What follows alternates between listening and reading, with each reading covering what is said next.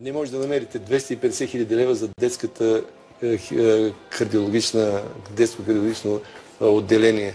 250 хиляди лева за детско кардиологично отделение? В Трета градска, там Националната кардиологична болница. Доцент Лазаров, който е шеф на отделението, те им давате по 125 хиляди, па сега следващата седмица трябва да им додавате. Не видя при положение, че онзи баровец... Само искам една секунда да чуем какво ще каже шефа на клиниката, защото това, което казвате, не е така. Така ли? Да, искам да чуем какво ще каже. Добре. Имаме. Доцент Лазаров. Доцент Лазаров. Ало, да. Значи, директ сме в ефира. Господин министър ви обеща 250 хиляди лева за апарата, който трябва да се монтира, живото спасяващ апарат за сърдечни операции на децата. Каква е ситуацията с днешна дата?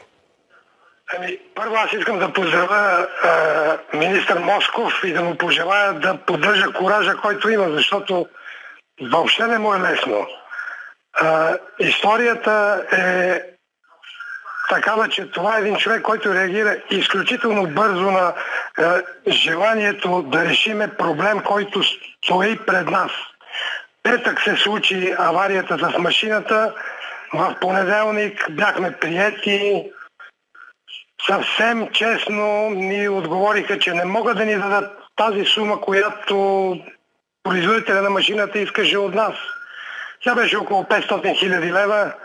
Ние с директора на болницата поехме ангажимент да изчистиме спецификацията така, че да се вместиме в 250 хиляди лева. Поехме задължението ДДС-то да бъде платено от болницата. Господин, кажете, в крайна сметка сте го докарали до 300 хиляди лева, до 250 хиляди лева, какво е платено до този момент?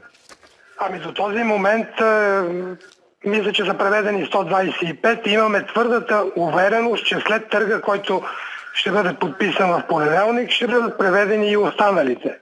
150. Така че аз лично съм изключително доволен от реакцията на министър Москов. Не стана. Дори бих... Номера. Дори бих... Сашо, извинявай, но не можеш да се гавриш с това, че държавата в лицето на Министерството не осигурява апарат за екстракорпорално кръвообращение на деца, защото това просто не е така и те моля да се извиниш.